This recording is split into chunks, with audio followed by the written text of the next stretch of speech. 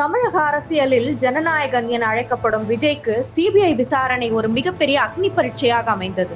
கரூரில் கடந்த ஆண்டு செப்டம்பர் மாதம் நடைபெற்ற பொதுக்கூட்டத்தில் கூட்ட நெரிசலில் சிக்கி 41 பேர் உயிரிழந்த சம்பவம் தொடர்பான சிபிஐ விசாரணை தற்போது அதன் உச்சகட்டத்தை எட்டியுள்ளது. திரையில் அநீதிக்கு எதிராக சாட்டை எடுக்கும் விஜய் இன்று டெல்லியில் உள்ள சிபிஐ தலைமையகத்தில் ஒரு சாதாரண குடிமகனாக அதிகாரிகளின் சரமாரி கேள்விகளுக்கு பதிலளிக்க வேண்டிய சூழலுக்கு தள்ளப்பட்டார். சுமார் 7 மணி நேரம் நடந்த இந்த விசாரணையின் பின்னணி மற்றும் அங்கு நடந்த பரபரப்பு பின்னணியை பார்க்கலாம். 12ஆம் தேதி காலை 7 மணி சென்னை விமான நிலையத்தில் வழக்கமான பரபரப்பை விட ஒரு நிசப்தமான வேகம் தெரிந்தது.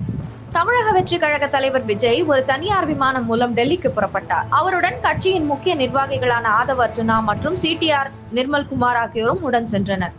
டெல்லி இந்திரா காந்தி சர்வதேச விமான நிலையத்தின் டெர்மினல் 4 விஐபி முனையத்தில் விஜய் விமானம் தரையிறங்கியது. பொதுமக்கள் மற்றும் ஊடகங்களின் பார்வையிலிருந்து விலகி இருக்கவே இந்த தனி முனையம் பெரும்பாலும் பயன்படுத்தப்படுகிறது. அங்கிருந்து பலத்த பாதுகாப்புடன் லோதி சாலையில் உள்ள சிபிஐ தலைமையகத்திற்கு அவர் அழைத்து செல்லப்பட்டார். காலை 11:30 மணிக்கு விசாரணை தொடங்கியது.